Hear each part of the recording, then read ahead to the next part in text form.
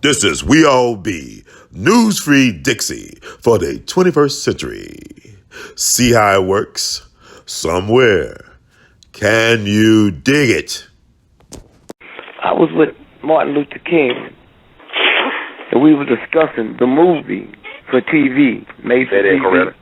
That in Coretta Lifetime? Okay. That in Coretta ain't never got on no plane and flew to New York to meet with me. And I said, Martin, she had the children. See, I know this. My son, baby son, used to be financial analyst for the city of New York. And I think this is important to get your researcher to pull up when Betty went to the hospital, burned. She lived in Mount Vernon. You aware of that?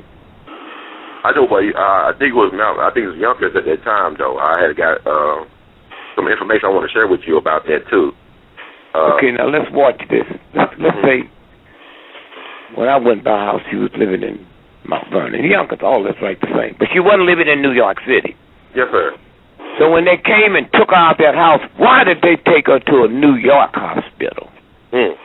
Why did the person that broke the news to us was the New York mayor and the New York police chief? Because when you come down with a trick, you get the most powerful people you can, so it's more believable. Yes, sir. So you saw the New York mayor and New York police chief telling what happened to Betty Shabazz. Huh? Now let me fast forward. I know they expected her to die before she got there. Heck, she didn't. They put a tracheotomy through her throat. So when they got her talking to Coretta in the hospital, she couldn't talk. Yes, sir. Okay? And then when, at the end, it ended with her grandson standing outside while the police was there. You saw that, right? Yes, sir. Yes, sir. And they didn't have him looking like a little child. They had him looking like a man the way he looks now. And then he gets into the police car. And then the next day, the FBI grabbed him. He's fixing to get on a plane and fly to Iran. So I said to Martin, I said, you be a little careful because this movie's trying to tell us something. I didn't know they were setting up to kill the boy. I said, but something is getting ready to happen. Now, let me go back to the night the fire hit. Yes, sir. I was to Philly the next day to do a health seminar. That's when I found out Betty is at the brink of death. So I called my wife. And I said, baby, why didn't you tell me about Betty? She said, what? I said, don't you know she's almost dead? Greg, I didn't know it. What do you mean you didn't know it? He's one of the most influential people that ever lived on the planet, and something happened to his wife. I called Joe, man. I said, Joe, I need you to do me a favor, man. Check and find out when the story officially broke. Because I want to know how my wife or somebody didn't get in touch with somebody to come and tell me. He said, it broke this morning at 10:30. Oh, it happened last night before 11? And it broke at 10:30 today? Okay. So I'll go in and ask them to kind of move my schedule up on one of the things. And I caught me a train and went up there. Got in a town car and had them take me. And I go there. This is the next night. And I asked her neighbors. And she said, yeah, it was 4 men came here with hoods on. Now, she wasn't talking about Ku Klux Klan. She said, you know, the type of hood you use to hide your face. We don't know if it's black or white. There's white folks up there tell me this. Right. And said, and we saw them throw it, and they took the boy with them. And I went around the side around the corner and talked to the firefighters, and one guy kind of winked and flipped over and told me that whatever that was they used, just ordinary people can't buy that. Now, the next day, I find out that the son, Malcolm, grandson, Yes, sir. He's in detention home. Okay, so then I check, and I find out that this white woman looked out her window and saw him, this little black child, wandering around in the rain with no shoes, no clothes on, just his underwear. Mm-hmm. She opened the door and said, "Excuse me, you all right?" "No, ma'am. A white woman gonna bring in a black person at midnight to their house?" And so now the universe had already armed me with what time did it break. That's insignificant, right? Mm-hmm. Except when I asked her, I said, "How did you?" And I took the mother with her and said, "We got to be very careful. And when you go to the detention to visit him, take a minister with you, and don't say nothing what I'm telling you now, or he'll die in that jail." Mm-hmm. And so I'm talking to the white lady, and she said, "Yeah, he was here, and I gave him some hot chocolate, and I said, well, real nice, real nice." I said, "We're just so happy we heard that." And the mother, she just wanted to come and thank you. "Oh, by the way, how did you know who he was?" And she said, "Well, they've been playing it on the news." She don't know. I know. Right. Mm-hmm. See how God works? Mm-hmm. When you stop being filthy and mean and evil. Mm. I said, "The news? No, the news didn't break until 10:30 Right. the next day." Oh, she said, "Well, I know Percy Sutton, and when he told me, who he was, because he couldn't say he set the house on fire because that news hadn't came out yet." Mm-hmm. Percy Sutton. Oh, Percy Sutton came out of Army intelligence, and that's how he built up that empire. Mm-hmm. Betty called me when the boy's mother, got framed by the government in Minnesota. Was supposed to hire this white boy who was her lover to kill Minister Farrakhan. Yes, sir. And come to find out he's an undercover FBI informer. Mm-hmm. So now here this good, because this is the connection to me. So Betty called me, said, I'm in Minnesota, come to get my daughter out of jail, and they said in 2 days they'll have the arraignment, and she can be released to me. And she said, "I'm here with Bill Consular, the lawyer that's supposed to be so good with civil rights and all of that, and 90% of his cases was mob cases and drug cases with the mob." But a punk bug.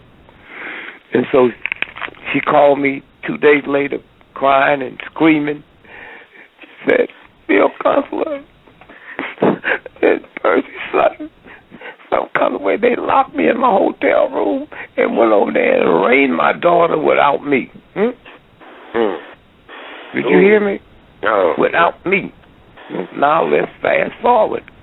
The woman said, Percy Sutton. She called him. Now, they don't know I know what really happened. Some of his friends called me last week, and I don't know if they said he heard the tape on your show or some show, what I just told you. And Listen.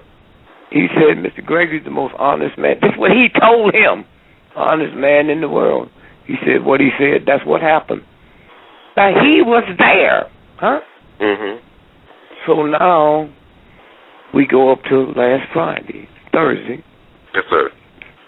And the only paper that broke the news before any white folks was the Amsterdam News.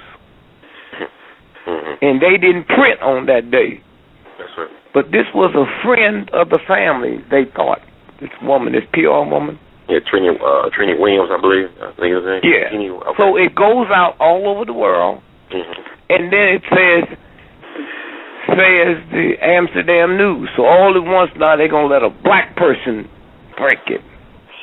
And every time I heard it that night, which wasn't that much, they was talking about, you mean nobody confirmed this with the American Embassy?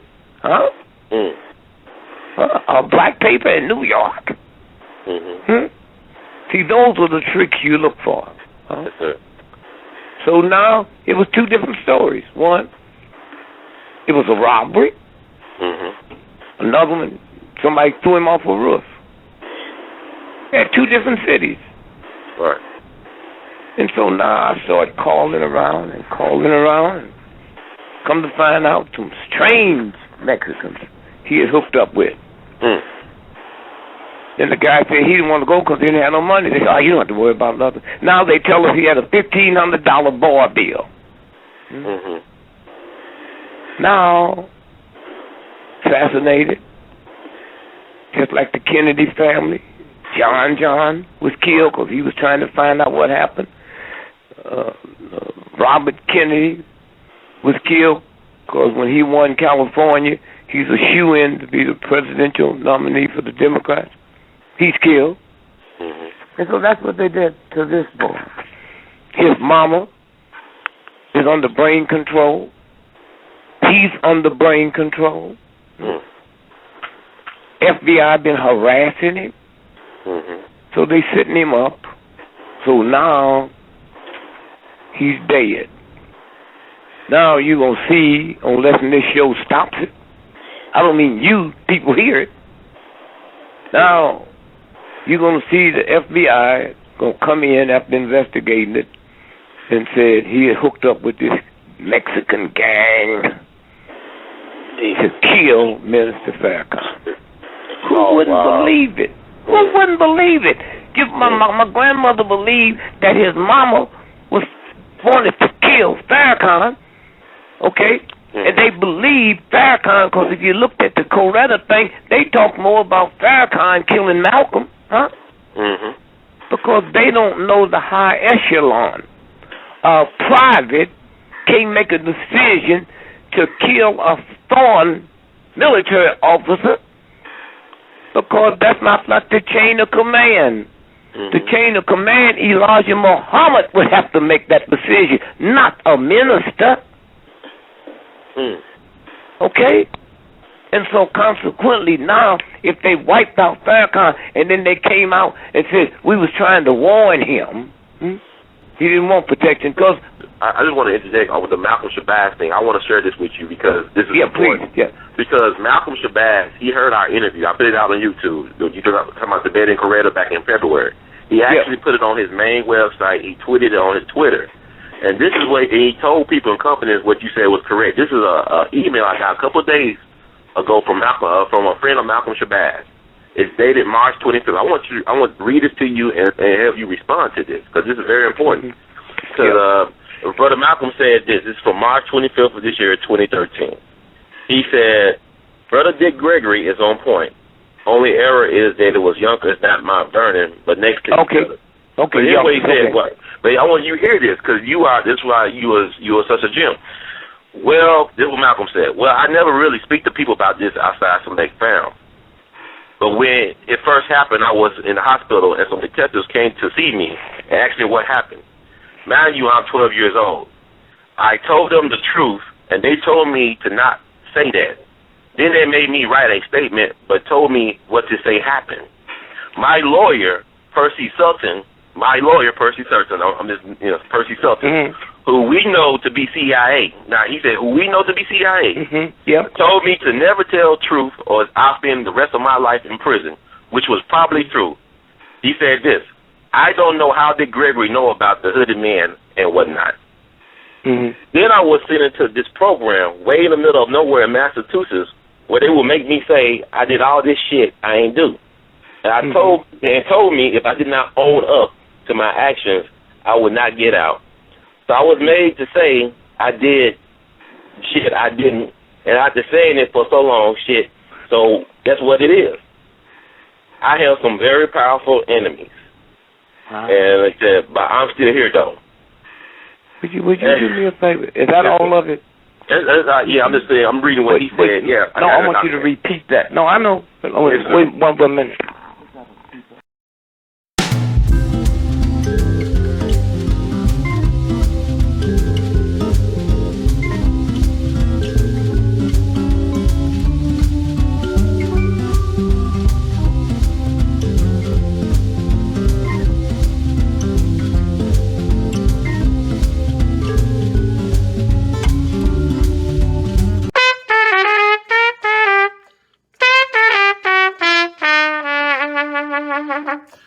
Hey, everybody, this is Brother Ron.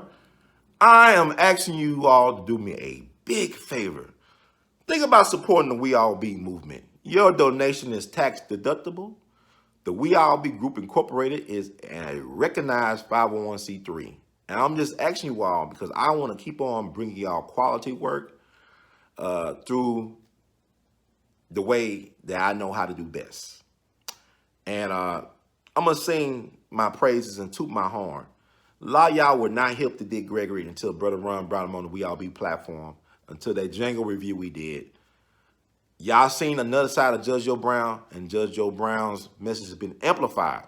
But it was We All Be that brought Judge Joe Brown to y'all back in 2014. And so many others. And we covered so many things. So help us out so we can help you all. Peace.